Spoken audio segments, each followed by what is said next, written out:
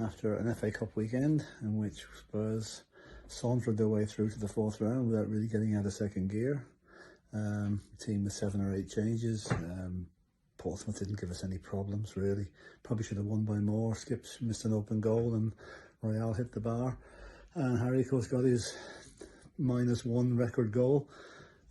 Hopefully he'll beat Jimmy Greaves' record against the old enemy next Sunday.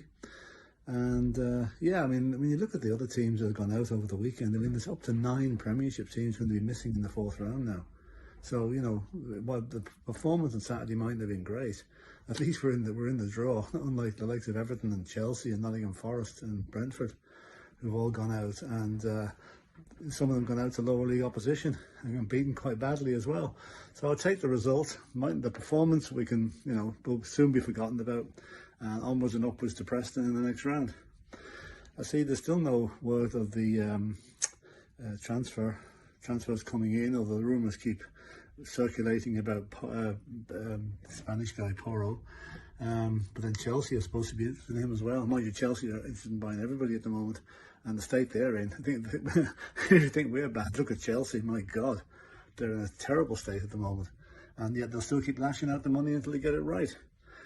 Another thing that's been rumoured over the weekend is the Qatari authorities looking to take a minority stake in another Premiership team, and Tottenham have been mentioned.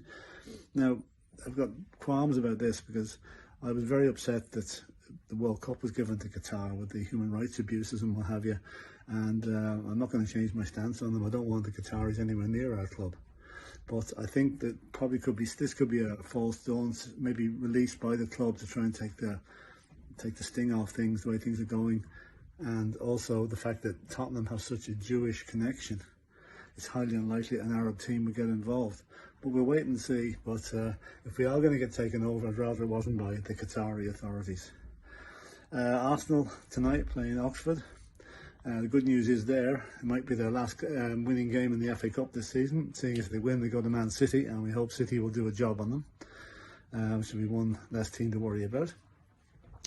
And I don't think there's much else really. I mean, we've got a week off now. It's a week to prepare for the big match next Sunday. Hopefully Kulusevski and Bentancur are back, and hopefully that Brian Hill and Papa Sarr, it's decided to keep them, not send them out on loan, because the two guys played really well on Saturday. And Brian Hill, every time I look at him, he reminds me of David Ginola. You know, the way he's cutting inside and with the hair flowing behind him. And if he becomes half as good a player as David Ginola, we'll not say no. Harry Kane, what can you say about the man? 1 goal shy of Jimmy Greaves' record. It'll be a bittersweet moment when that record goes for a lot of Spurs fans, myself included, because Jimmy Greaves was my idol when I was a young kid. And I never thought that record would be beaten. But Harry is just about to do it. He's an absolute machine. And I mean, to do it against Arsenal would absolutely be the icing on the cake. Can you imagine the reaction on Sunday when he scores either the goal to equal it or beat it? I think that Levy would need to put a new roof on the stadium afterwards. So anyway, onwards and upwards. Come on, you Spurs. We're back in the hunt again, and we need to get these new players in, and push for top 4 is on, starting now.